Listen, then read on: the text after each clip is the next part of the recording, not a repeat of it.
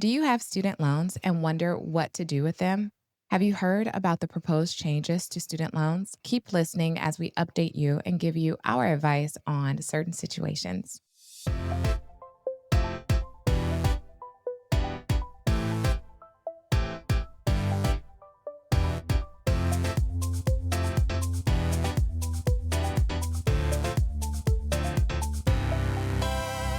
Hello, and welcome to the Wealth Minded MD podcast with your money best friends. I'm Dr. Brittany Helford. And I'm Dr. Alicia Taylor. And of course, we're here to help you build wealth and make good money decisions so you can create the life you desire with more control over your time. Alicia, can we talk about one of the most important money moves we've made as doctors? And I don't know about you, but for me, when I think about this, it's actually insurance. Yes, I know it's not sexy, but it is absolutely essential, especially disability insurance. Facts. I got mine right after med school, before residency even started. And let me tell you, Prati Botto at PKA Insurance Group made the whole process so smooth. He actually cared, broke down everything, explained the fine print, and got me the best policy for the best price. And what I love is that he treats everyone like that, residents, attendings, even docs on visas. He literally got you. He's super responsive, super knowledgeable. And if there's a better deal out there, he will tell you. Oh, and if you're healthy, you could get approved for up to $10 million in life insurance. So not just disability insurance, in only 5 minutes. No labs, no hassle. So if you're serious about protecting your income and your family, call 1-800-258-1018. Or email pradeep at pkainsurance.com.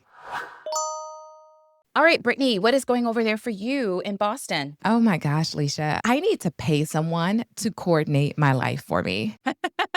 With two kids, a husband who is extremely busy, and me always adding additional tasks and conferences on, the coordination is a big headache. Oh my goodness. So, to give you a little bit of backstory, I am presenting at two conferences in September, going to a conference in July. And whenever I go to conferences, typically I will fly family in to help to provide childcare. But this time, family has their own lives and they have other things to do. So I'm trying to coordinate, okay, am I going to take the kids with me? There are some conferences now, thankfully, that offer childcare. So trying to understand, okay, what is this childcare that they're offering? Are my kids going to be engaged or are they just going to be sitting there, pining for mommy the entire time? How do I plan this out? Is it more expensive? Is it less expensive? Should I just take them somewhere else to another family member's house? I don't know. I'm still trying to figure it all out, but hopefully it'll come together soon. I wish you well. Okay, I'm going to ask a question that you may be like, Alicia, that is so crazy. Why would you even ask that question? And this is disclaimer coming from someone who does not have kids. And so maybe the answer is very obvious to you or whoever is listening who has kids. But is there a reason why having a nanny is not an option in this scenario? Do you just do nannies and babysitters during the day, but they're like, oh my gosh, Alicia, we do not do that overnight? Because that seems like a very viable solution in my mind, but I don't have kids. So please help me out here. So when we had a nanny, we used her for like a day or two. My husband and we took a mini staycation and she watched Brooke. Since Brooke's in school and KJ's in daycare, we have some babysitter support. I would say that they're not like a routine nanny who comes all the time to care for our children. There are a few that I think I would feel comfortable leaving them with, but our kids like to be with family and they like to be with mommy and daddy. So I think it would make my life a little more stressful if I were to leave them with someone other than mommy and daddy or family, because I would be looking at the cameras. Okay, what are they doing? Are they occupied?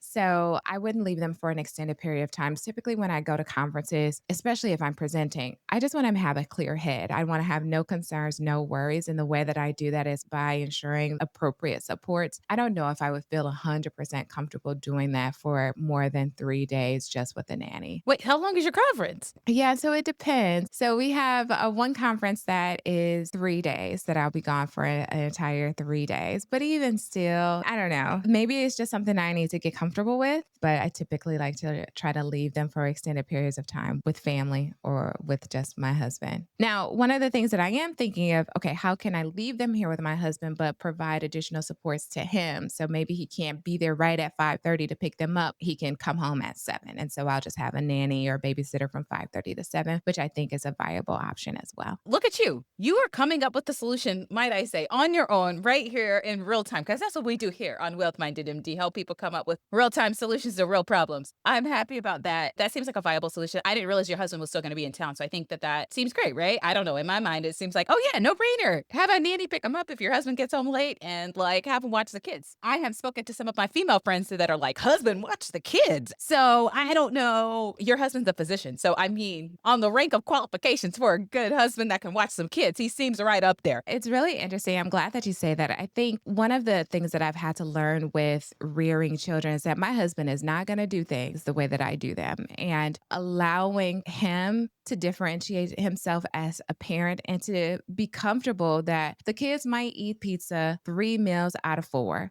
and they're not gonna die, right?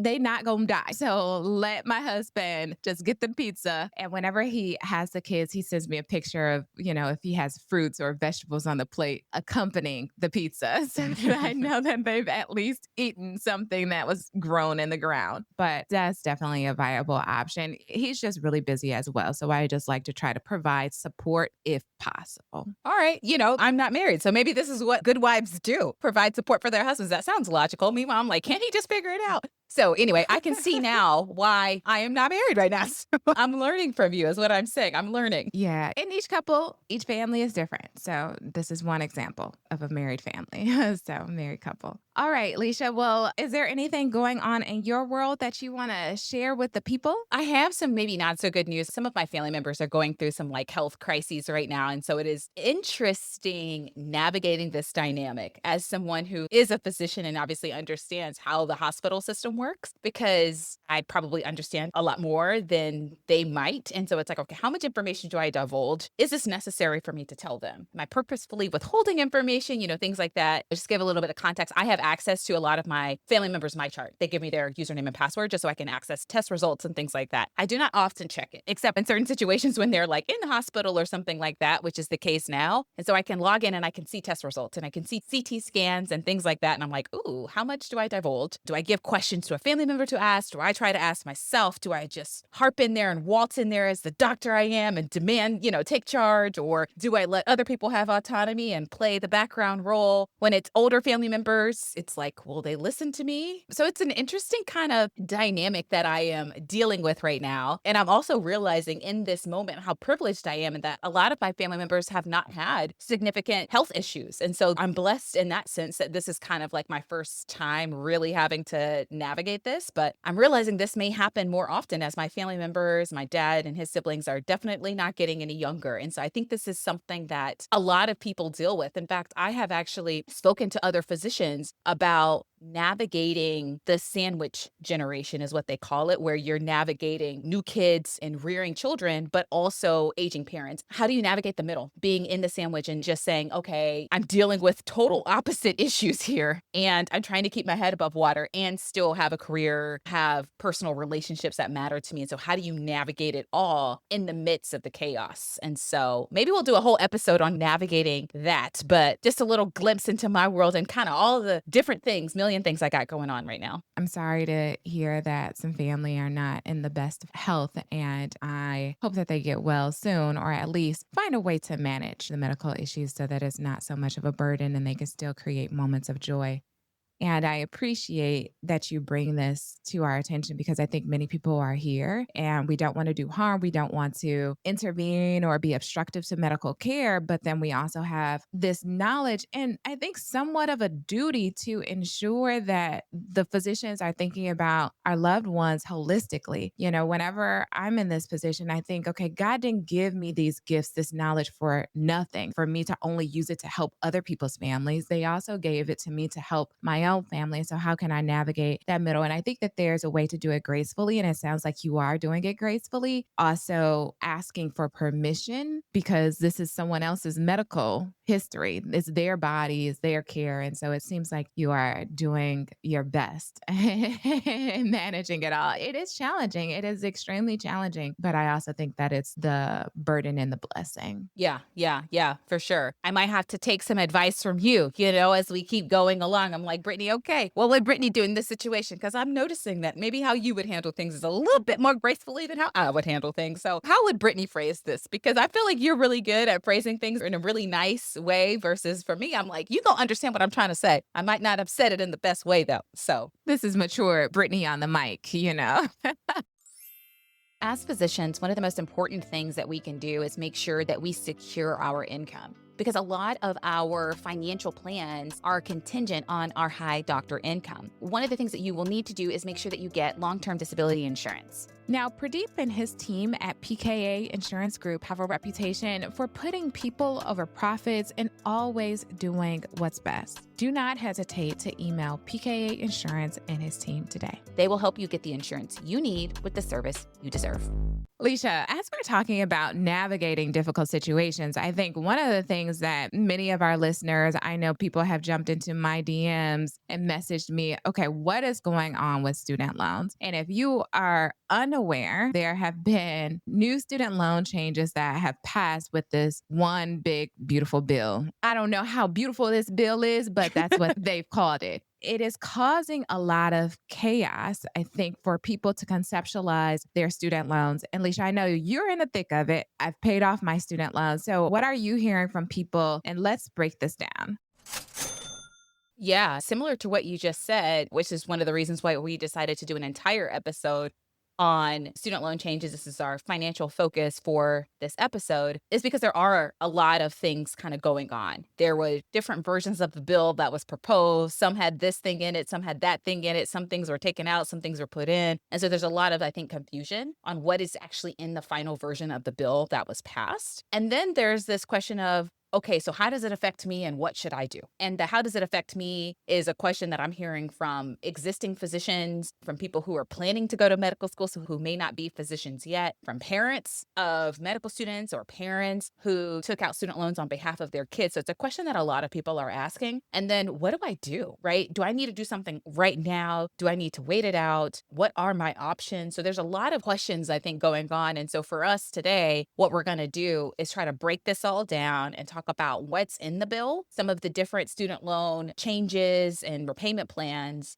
And then more importantly, I think what's going to help a lot of people is what do we think you should do? Obviously, this is our opinion and our advice. We're not saying you have to go out and do these things, but I think giving some general advice and opinions on what we would do if we were in certain situations, I think might be helpful for folks. Yeah, I agree. So let's first talk about what is the bill. Senate Republicans released their version of Trump's one big, beautiful bill act. And so that people know, this is the second time that we're recording this episode because when we record the episodes and when they're released, things have changed significantly. So the first time that we recorded the episode, we really talked about what was in the Senate bill and how it was different from the House bill. And that went through a few modifications, changes with the parliamentarian, and now was approved by the House and ultimately signed into law now by Trump on July 4th. And essentially this bill, there's many components of the bill. We talked about some of the tax implications before on prior episodes, but this bill will restructure student loans,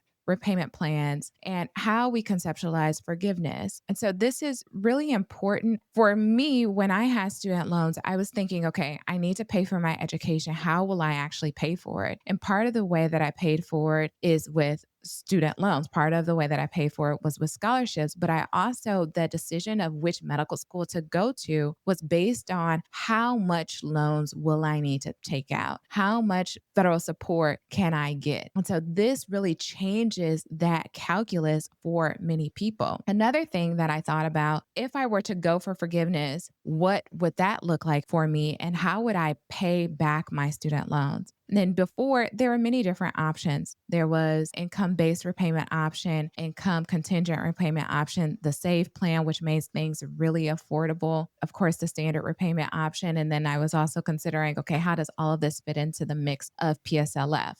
So essentially, this bill will change a lot of that calculus. It will change how we conceptualize and how people who are entering into their education and looking for support, how that's going to impact them. So, Alicia, how about you talk about some of the borrowing caps? Because for me, at least, I didn't even think about how much they were going to give me. I just knew that they were going to pay for it somehow, and then I would pay them back somehow, right? So, how then now do we conceptualize how much of this schooling and education can we afford? Yeah. So I think that is the biggest change, or one of the biggest changes in my mind, is that we're going to have to revamp how we think about how we're going to pay for school, because there are now borrowing caps in place. And so, based on what was passed, if you are getting an undergraduate degree, BA, BS degree, the max amount that you will be able to take in federal loans is $50,000 for the entire undergraduate education. And they will also look at what does that average degree cost among other schools. If you're getting a degree in Spanish or a degree in art history or a degree in chemistry, they're going to say, what's the average cost of that across the different schools in the United States? All right, that's the max amount that we're going to allow you to borrow for this degree. And I think that's a huge change. I went to Duke for undergrad, and I didn't actually have that much student loans. I got a lot of grants and scholarships and things, but that degree now, when I'm looking at total cost of attendance, I think Duke might cost like $80,000 per year all in. And so, to think that the max amount that folks are going to be able to borrow is $50,000 total, that is a big difference. And so, just thinking about, all right, for folks who are maybe going to private schools or expensive public schools or what have you, we're really going to have to revamp how we're paying for education and really have a more detailed discussion on which schools should we go to, because now it's not going to be, oh, I can choose whatever school I get into, and I know that worst case scenario, I can just take out loans for the full cost. That's not going to be the case anymore. You're really going to have to think about, all right, how much does this school cost in total? And how many federal loans can I take out? And then how am I going to finance the rest of the education? So there's a borrowing cap for undergraduate, $50,000 total. There's a borrowing cap for graduate degree programs. So if you are getting a master's degree, the maximum amount that you can borrow is $100,000 for the total cost of the degree program across all of the years. If you're getting a master's in business administration, an MBA, for example, the maximum amount that you can borrow for that will be $100,000 total. If you are going to medical school or dental school, the maximum amount that you can borrow for professional school is $200,000 total for the entire program. And so some of these borrowing caps, I think, are really going to have us really rethink about, can we afford to go to school? We know that the costs of medical education now, I think I looked at some statistics the other day, average costs of a medical degree is around $220,000, I believe. And so being able to borrow up to $200,000 in federal student loans gets you close, but maybe not the full way. And so how are you going to finance the rest of it? Some schools I know cost substantially more than that. And so this is going to have a ripple effect in terms of which students enroll in medical schools and how we pay for it. But to answer your question, Brittany, I know I've been a little long-winded here, is that there are significant borrowing caps, and the amount of each cap depends on what kind of program you are going for, and that there is a total lifetime cap across all degree programs. If you go to undergrad and then go to grad school and then go to professional school. So the overall cap is $257,000 total. So once you've borrowed that much in federal loans, you cannot get any more federal loans. One last important thing I want to mention is that these borrowing caps do not apply to current students that are already enrolled in their degree program. It applies to students who will be applying to new degree programs in the future. So, a couple of things really hit home for me is one, I know so many people who have more than $257,000 in federal loans, with going from undergraduate to graduate school. While I was in graduate school, I pursued a master's of public health, and that was paid for by federal loans. That allowed for me to have this perspective of, how do I support people outside of their homes in their built environment? How is the population health impacting their individual health? But I didn't necessarily go into medical school knowing that I wanted to pursue an MPH. When you think about how people are matriculating through schools, you really have to, one, have a clear vision at the outset and a strategic plan at the outset so that you don't overburden yourself with debt. Also, with the caps, I wonder how the institutions are going to respond to this. Because as you mentioned, like, Duke is more expensive than the cap that they've placed on for undergraduate education. So institutions now have to respond in a favorable way, either by increasing grants and other types of aid, private aid for students, or by lowering tuitions. And I hope that that is the response to make this more affordable, because otherwise it will exclude many people who don't have parents parents who can afford their education. People like me, I grew up in Flint, Michigan. My family had no money saved for my education, and I had to get scholarships and also take out loans to fund my education. And so it's almost excluding higher education for the wealthy, and it's pushing people to state schools, which there's nothing wrong with state schools, and pushing them towards private loans, which you have to qualify for, one, and maybe you don't have the credit or whatever in order to qualify for, and often come with a heavier debt burden because the interest rates are so high.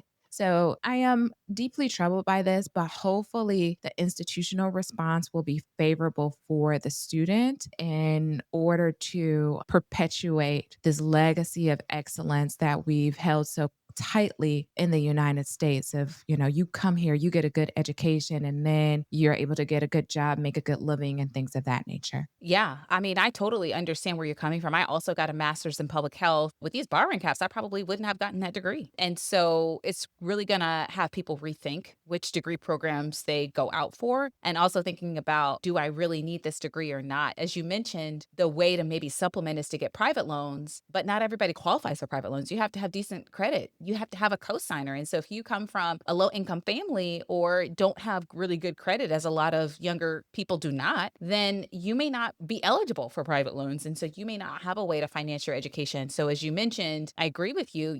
It seems like some of these higher education programs may be reserved for the wealthy and the well off. Another thing that I thought about this is a downstream effect for what medical specialties people go into. If you've got $257,000 in federal loans plus, six figures of private loans with higher interest rates, then you may not be able to go into primary care specialty like pediatrics or internal medicine or family medicine or whatever, or you may think twice before doing so.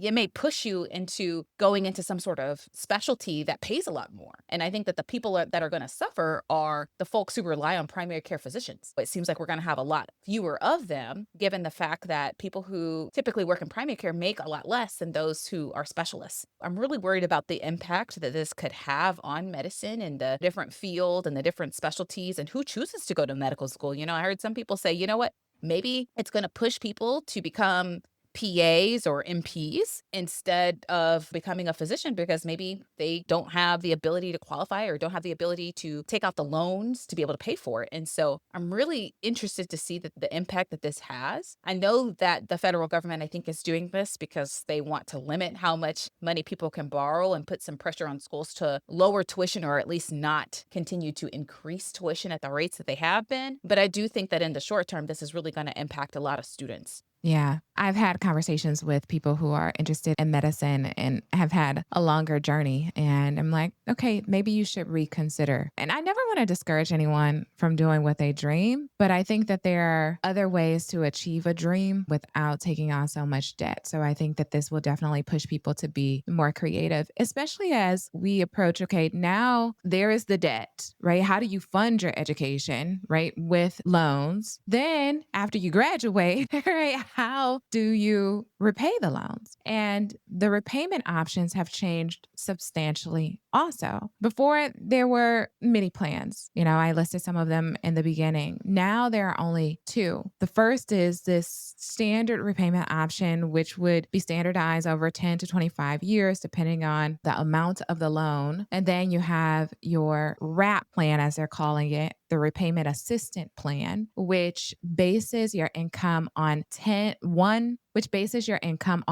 to 10% of your AGI. Now, this might sound good, right? 10%. Oh, we capped out at 10%. That's great. However, this is based on your adjusted gross income and not your discretionary income. So when we talked about the SAFE plan or even the income-based repayment option, it calculated how much would you have left over after giving you a deduction for the federal poverty line for your family size. That discretionary income calculation was based on a lower amount than what it will be based on under this WRAP plan, which is just your adjusted gross income without without that federal poverty line deduction. This is something that will increase payments for most borrowers. And if you think of, okay, if I'm going to be under this income driven repayment option, then ideally you want to keep your payments low, especially if you're going to look for forgiveness, either under a public service loan forgiveness program that requires 128 qualified payments when you have an eligible employer, or now they've increased the forgiveness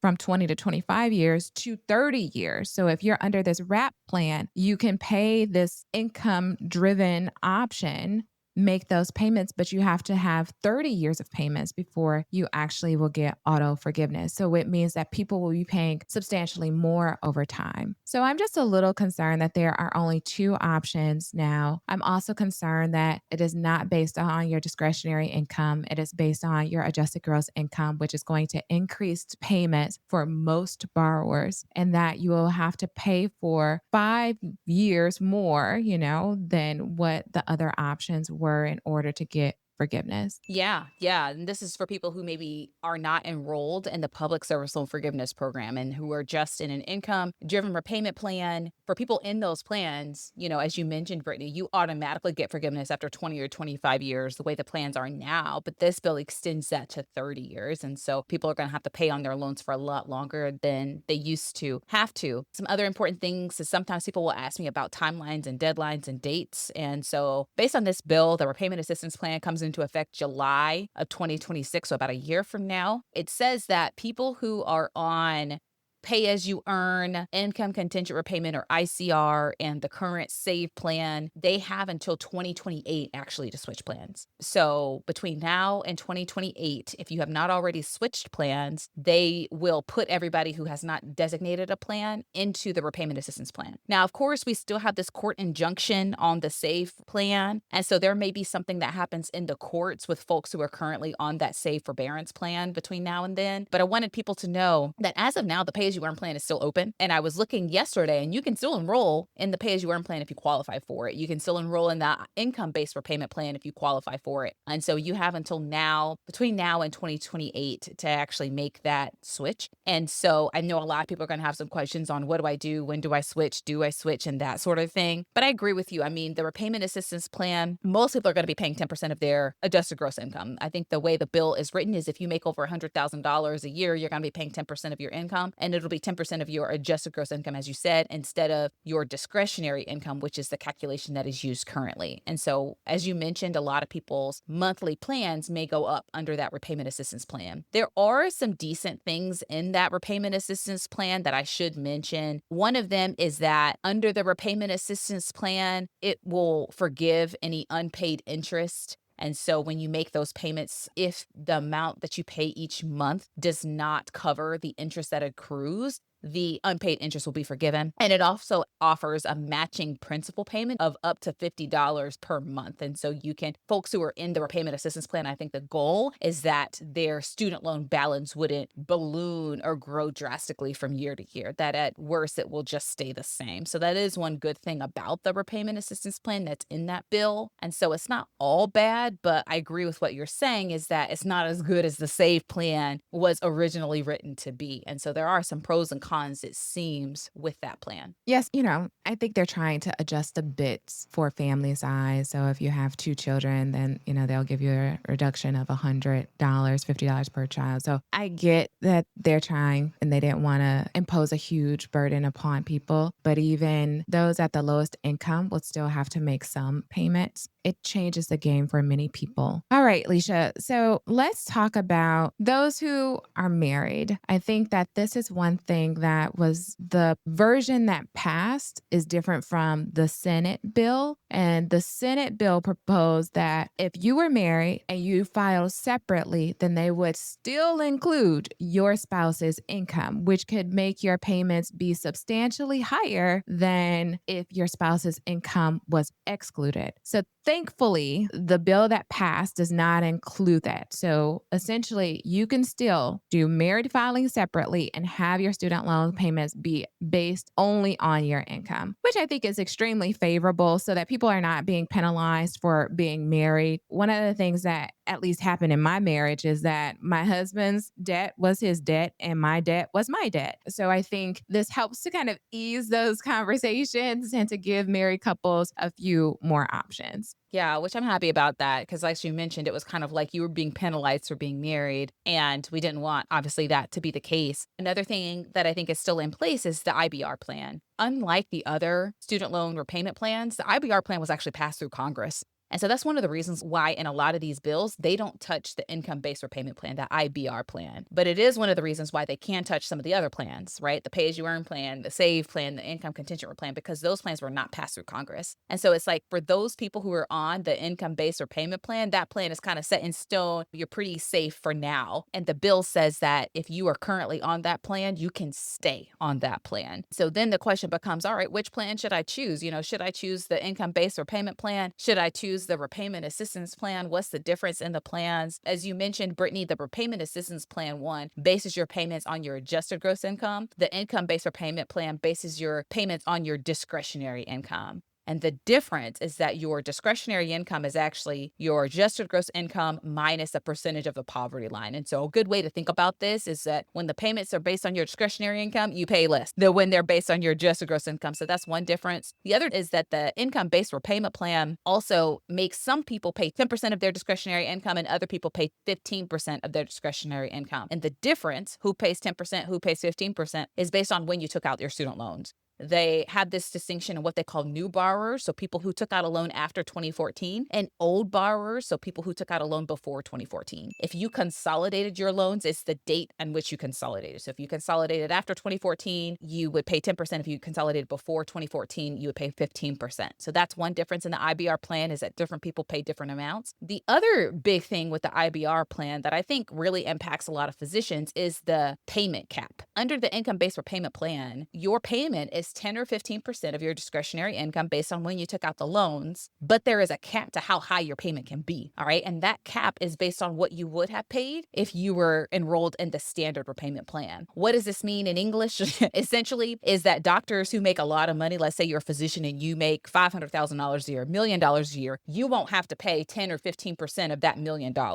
You would pay up to what you would have paid if you enrolled in the standard repayment plan. So there's a limit to how high your payment can get. And so that's really beneficial for physicians or anybody really who is a high income earner and makes a good amount of money. Because of that payment cap that is in place under the IBR plan and that's in place under the pay as you earn plan, physicians will try to kind of get into those plans, right? You're going to try to get into the pay as you earn plan. You're going to try to get into the income based repayment plan because it has that payment cap. There's a limit to how high your payments can get. Previously, you had to qualify for those plans based on financial hardship, which was kind of based on your debt to income ratio. I believe in this bill, they're removing that partial financial hardship qualification for the IBR plan. And so what you need to know is maybe folks who couldn't get into IBR in the past may be eligible for IBR now. And so that's great. And so all of this to say that we'll probably have some different advice for different folks based on what situation you were in, based on if you're single or married, based on if you are a medical student or a resident or a new attending physician or an experienced attending physician. We may have some different advice for you in terms of what to do next with your student loans. Well, Alicia, that is a great segue into what should people do? Because that's what people want to know. Parents are scared about their future students. And those who are currently enrolled are like, oh crap, my life plans have changed. Those who are in the repayment plans now, especially thinking about PSLF and other options, they want to know, what should we do? Those who are in limbo from the safe administrative forbearance. Let's start to talk through some of these scenarios. I want to hear what you would advise them to do, and then I'll give my 2 cents if I agree, Agree or disagree? agree or disagree. So here we are, live on the mic, people working through these options together. So, Alicia, let's maybe start with those who are currently medical students, dental students. Any advice for them?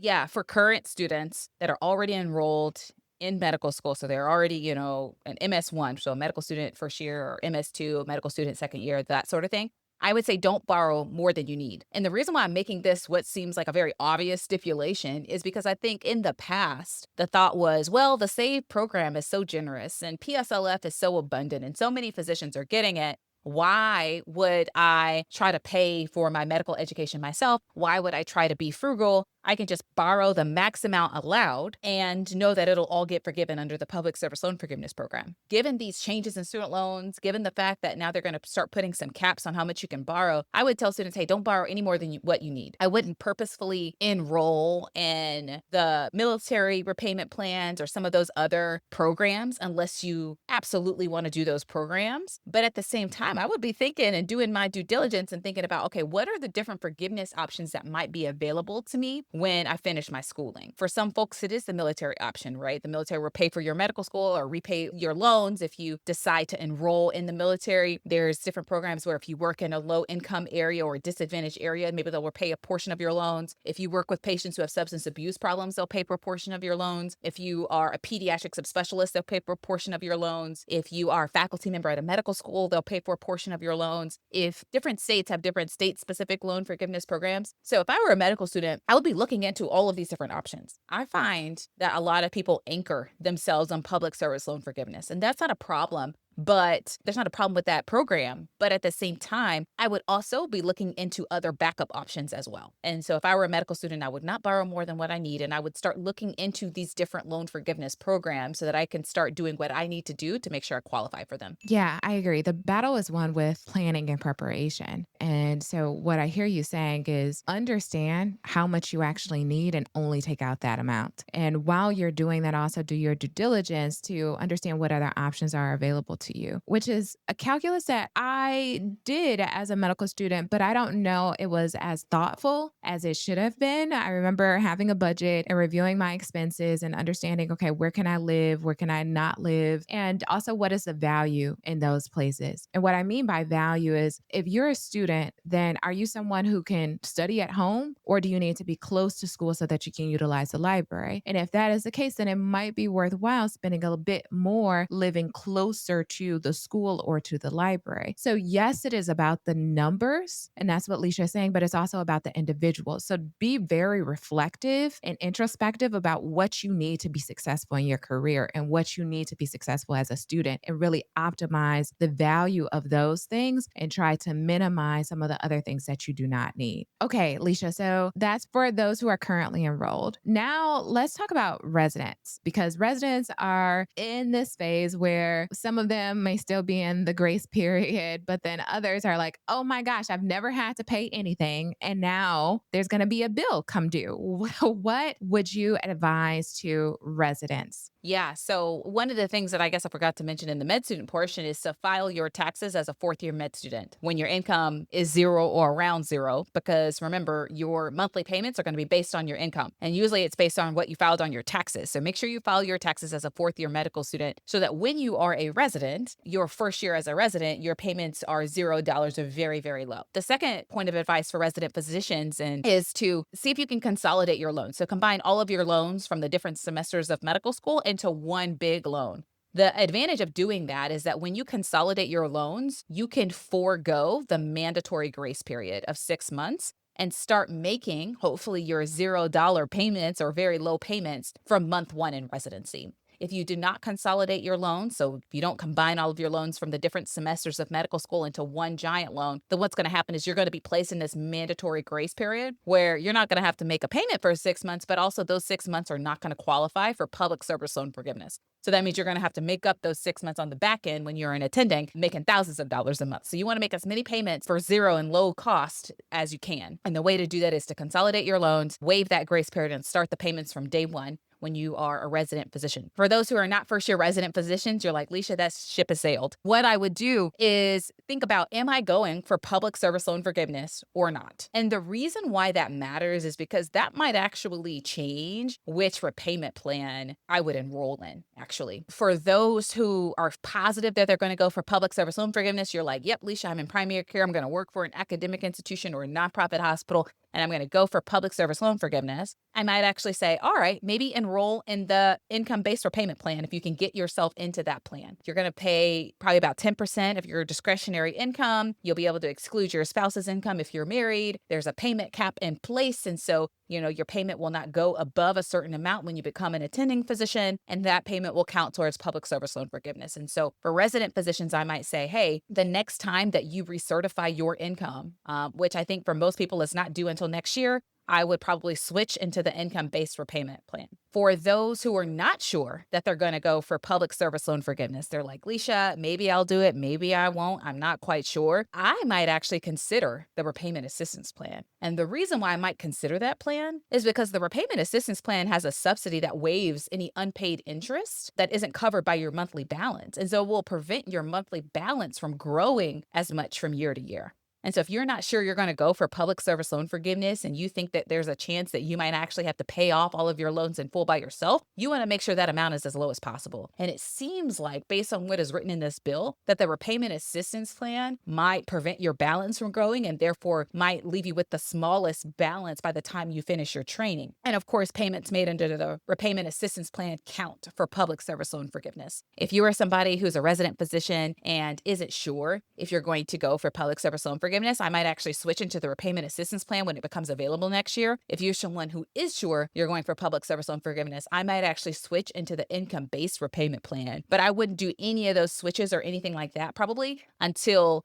next year when you have to recertify your income. So I might hang tight in the plan that I'm in right now and then just switch when I absolutely have to next year into one of those two plans. So, one of the things that I am considering with all of this is adjusted gross income, right? And how that is playing into the calculation of your plan. So, as a resident physician, one of the things that I always encourage residents to do, and I think we actually differed in some of our thoughts regarding this, is to optimize their Roth IRA versus contributing to a 401k. But that calculus might be a bit different now based upon the savings and the adjustments of what you might get with the WRAP plan and what you might get under even the income-based repayment plan that also incorporates your adjusted gross income. So I would just say to conceptualize your adjusted gross income and go through some of the calculators to see if you were to contribute to a 401k or not, how much more savings you might get on your student loan payments over time. One of the cautions that I have about utilizing the WRAP plan unless necessary, at least from what I've read, is that once you're in it, you're in it. You can't change out of it. I imagine that you might be able to change out of it into the standard repayment options out of the two plans. But that is one thing that just gives me a little bit of pause is like, I like to have some flexibility and some options. I get what you're saying that, it might be more beneficial to get that interest subsidy. So what Leisha and I are saying is to break down the various permutations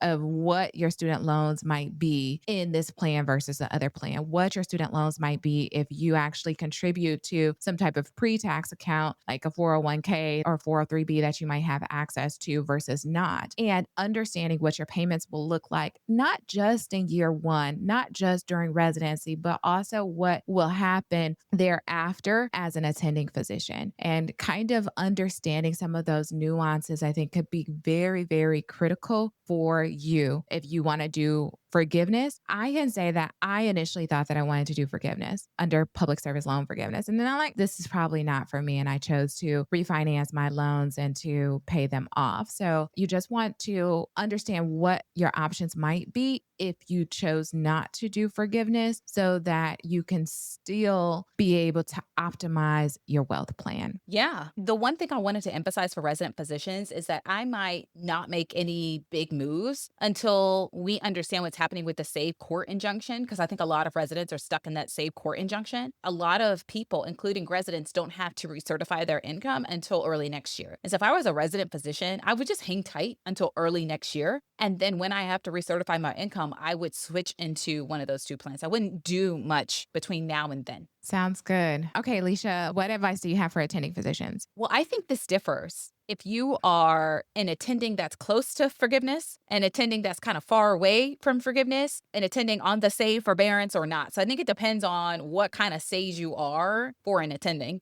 And I'll give you an example. I am an attending physician, and I've been stuck on this save forbearance for about the past year, it seems.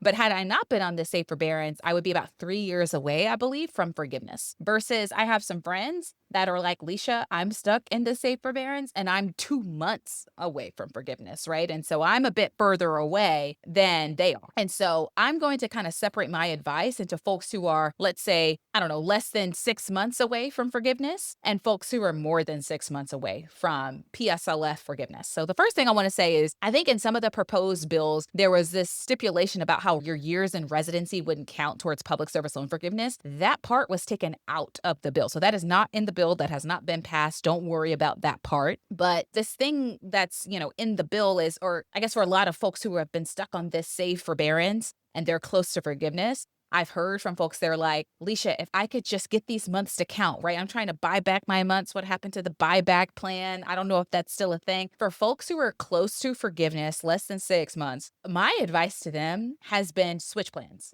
Get yourself out of the safe forbearance. Switch plans, likely into income based repayment or pay as you earn if that's an option for you, but switch into one of those two plans, make your final payments, and be done with it. Those who are on the SAVE plan, who are less than 6 months for forgiveness, the good thing is that you can choose when you want to do that, right? You got a big expense coming up next month, maybe you hold tight for another month, right? And then you switch the following month. But from my understanding and what I have seen is they are actually processing those requests to switch plans pretty quickly, like within a couple of weeks. And so if you are one of those folks who only got a couple payments left, switch plans, make your final payments and apply for forgiveness, right? And just be done with public service loan forgiveness. If you're an attending like me and you're a few years away, what I am doing is basically waiting to see what's going to happen with this save forbearance and the court injunction. Hopefully, they say that I can buy back some of those months that I missed and I'll be able to do that. But worst case scenario, early next year, I will switch plans and probably switch into pay as you earn or income based repayment. Because for me, the amount that I would pay under pay as you earn is the exact same as the amount I would pay under the income based repayment plan. I will probably switch into the income-based repayment plan. Why that one is because that one was passed by Congress. I know it won't be changed. I know my payments will count and I won't have to switch again. And so for me, I'm holding tight right now. Early next year, I will switch probably into income-based repayment. Leisha, I think that this is something that we might have to revisit in a year or so to see if there have been any more changes. I'm happy to hear that things are being processed much more quickly than what I've been reading about. So I'm happy that people are able to switch plans, those who have a few months or so and just get it done with. One of the things that paying off my student loans helped me with was just peace of mind and knowing that with certainty, my loans are done and I don't have to worry about any changes in legislation or laws. So that mental ease is definitely worthwhile. And before we end this episode, Brittany, I do want to mention something that I think is important to put in here, and that is the buyback program. On the Department of Education website, on the studentaid.gov website, there is this information about the buyback program. And for those who are unfamiliar, that's a program where if you are on the safe forbearance, so if your loans are in forbearance, for most people, that means that your payments towards public service loan forgiveness are not counting right now. The buyback program is a way to kind of rectify that. So for folks who maybe are on the safe forbearance, but would be at 120 payments if they were not on that forbearance, what they can do is apply for buyback. And what buyback does is allow you to make any months that you were in forbearance count by just paying or buying back that time. So whatever your payment would have been had you not been on forbearance, the buyback program just allows you to pay that amount all in one fell swoop. So let me give you an example. Let's say you need 120 payments for public service loan forgiveness and you are at 110 payments, right? So you need 10 more payments, but you've been stuck in the safe forbearance for 10 months. You can apply for buyback. And what they will do is say, all right, just pay us 10 months worth of student loan payments and we'll make those months that were in forbearance count and then we'll give you your forgiveness. So I wanted to mention that because I know that some folks had applied for buyback before this current administration. So they had applied for buyback in general when President Biden and his staff were still in office. And a lot of people actually got it. They received correspondence saying, yes, you qualify for buyback.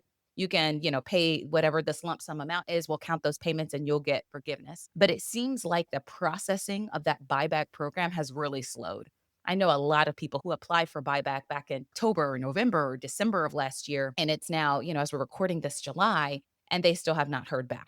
And so I wanted to mention that because if you are somebody who is enrolled in the public service loan forgiveness program and is less than a year away from forgiveness, or maybe you would already be forgiven if you weren't stuck in this safe forbearance, technically speaking, you could apply for buyback. And that's something that I definitely would recommend. The only caveat is that it seems as though they are not processing those buyback applications as fast and as efficiently as we would like. And so, for some of those people who are near forgiveness, the question becomes, should I apply for buyback and just wait it out? Or should I go ahead and switch into a different plan to make sure that my payments from henceforth will count? They're kind of stuck in that limbo. And I think it really depends on personal preference. Some people are like, look, I don't have faith that this buyback program is going to stick around. I've been waiting for 7 or 8 months, haven't heard back. I just want to make my final few payments and be done with it. And so they've switched into a different plan. They said, you know Mhm. what? I'd rather not pay something if I don't absolutely have to. And so they are continuing to wait it out. I know things are in flux. It seems, at least at the time of this recording, that President Trump is seeking to decrease the staff within the Department of Education even more. So it seems likely to me that those applications will be processed even slower than they currently are. And so I know a lot of people are thinking about switching plans. The only caveat with switching plans is they're going to take your updated income.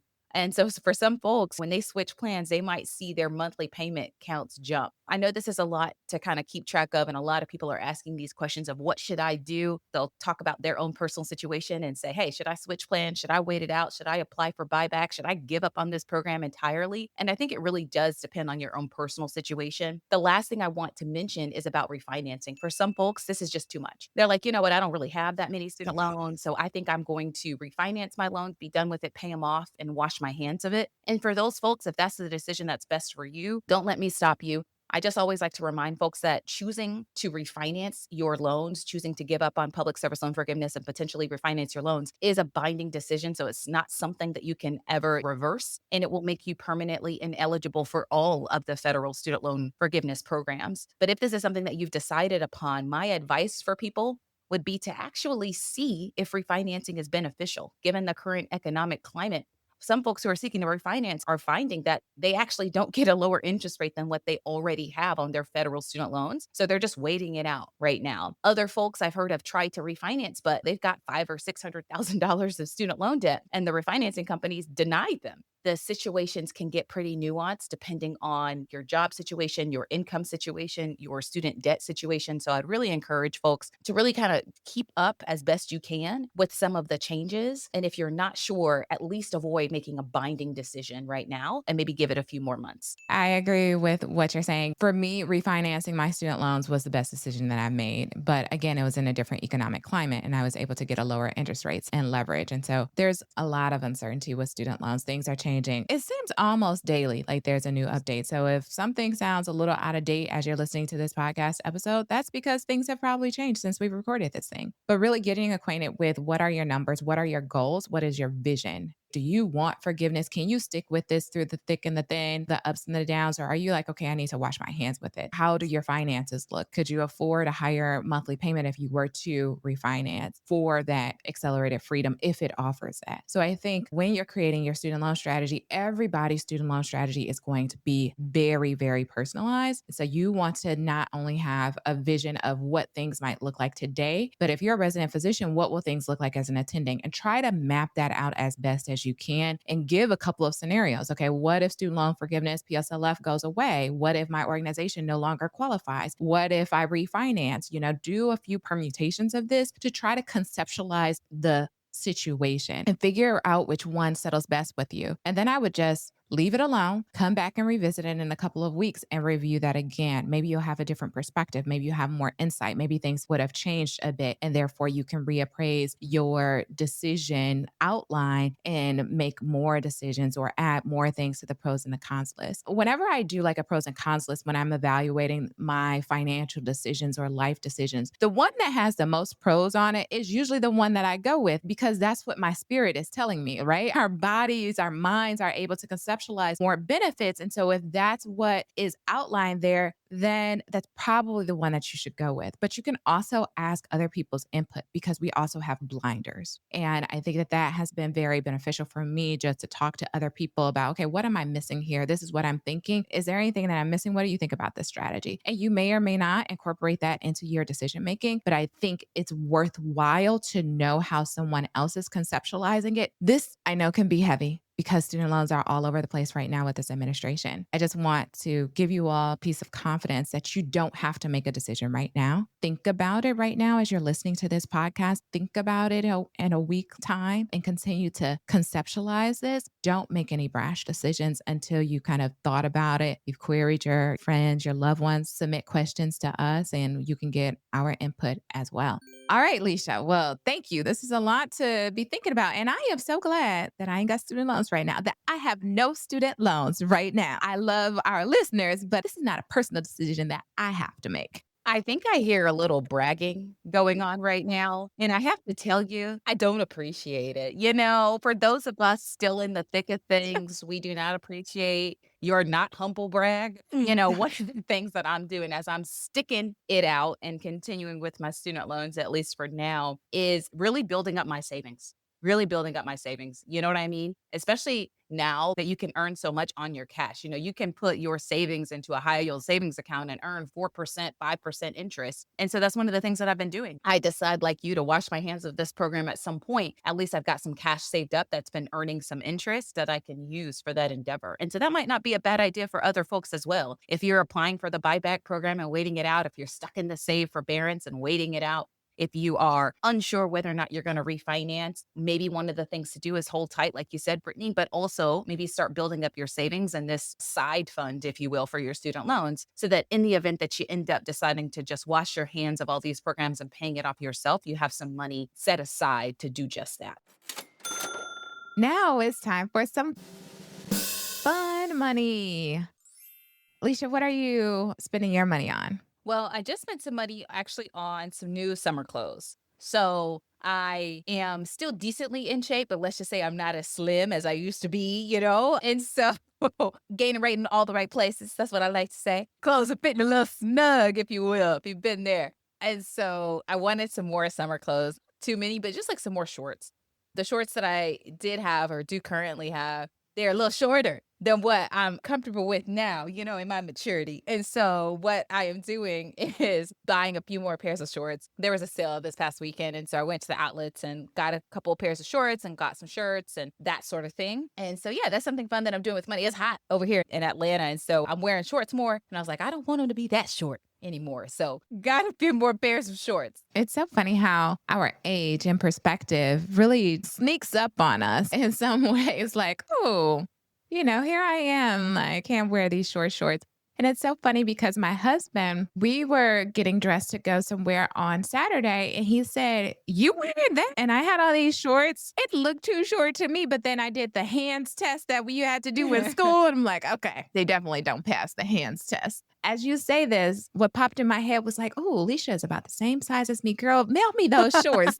That is so funny. That is so funny. Well, I appreciate you being nice because the truth is you are slimmer than I am. That's for sure. They might actually fit, although, I got a little bit more in the hip section than you might. So I don't know. Oh my. Well, I am not spending money on clothes. I am actually spending money on language programs. I did a minor in Spanish, and I hope to raise children that at least understand Spanish. Their expressive language is dwindling, and I have to try to fix that. So one of the things that I was thinking, okay, if I can be stronger in my articulation of the language, like I'm very proficient, I see patients in Spanish, but there are some things that I want to say that I just don't have the words to express. So if I can strengthen my expressive language, then I will utilize Spanish more, and my kids will utilize Spanish more. So how can I model this for them? So I've actually purchased a program called Pimsleur. There are a couple, there's like Babbel, there's Duolingo, and then Pimsleur, which is basically all audio.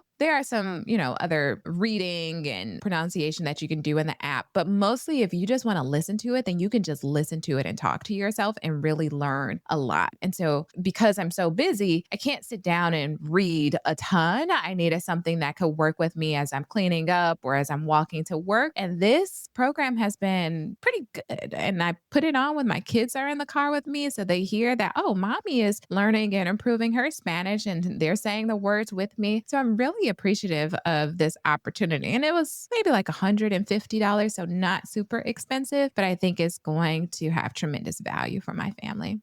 Oh, you're inspiring me. I've been to all these Spanish speaking countries and still can't understand Spanish to the degree that I should be able to by this point. I use Google Translate a lot. Sometimes I use Google Lens. Okay, translate this in English for me. Let me just put this little camera up here and tell me exactly what it says. So I have really learned to be resourceful, but I recognize that there is value in being able to speak another language, especially Spanish, because so many patients and people speak that language. And so you're inspiring me. I don't know if I'm inspired yet to buy the language programs you're purchasing, but stage of change yet. I'm not at that ready stage, but I'm in the contemplation. You have moved me from pre-contemplation to contemplation when it comes to the language stage. So I appreciate that. All right. Well, it's just baby steps, baby steps, baby steps. So, student loans are undergoing many changes that Alicia and I have outlined. And what we hope that we were able to articulate for you is that you don't have to do anything right now, right? Take the information, evaluate your situation, and then make a decision. So, we don't want you to make any brash decisions. Please know what the changes are, incorporate them into an action plan. And if you have any questions, then feel free to submit them using the question link. Alicia and I love to review and answer questions from our listeners. And we know that this is a big worry for those who are either paying back their student loans now or looking to support children through their education. So we thank you for listening, and we will see you in the next episode. Hello, and thank you for listening to our podcast. And because of that, we have something for you, our Wealthy Minds Blueprint. Have you ever thought to yourself, I wish I could be better with money? Do you want to start investing and saving for retirement, but keep delaying because you don't know where to start? Our Wealthy Minds Blueprint is here to help. This guide will teach you what you didn't learn in your training so you can stop being confused about money and start taking what we call wealthy-minded action. We'll help you become a master of your finances and simplify investing so you can get started today. Take control of your financial future by downloading your free copy of the Wealthy Minds Blueprint now and start building the wealth you deserve. One of the most important things you can do is ensure you have long-term disability insurance. Long-term disability insurance secures your income if the unexpected happens and you are unable to work due to medical illness, chronic conditions, or an accident. Unfortunately, all insurance agents aren't created equal. Some of them are so focused on making a sale that they fail to reveal certain necessary information, tell you about discounts available, or clearly explain the process. Prati Botto and his team at PKA Insurance Group are different. They have a reputation of putting people over profits and always doing what's best. If you need life insurance or disability insurance, reach out to Pradeep and his team today. They will help you get the insurance you need with the service you deserve. Hello, everybody. It's me, Brooke. I'm recording a little disclaimer for my mommy, Dr. Brittany Halford, and her friend, Dr. Lisa Taylor. Just so you know, they're not financial advisors, tax professionals, lawyers, or financial planners. Everything you hear is for education and entertainment.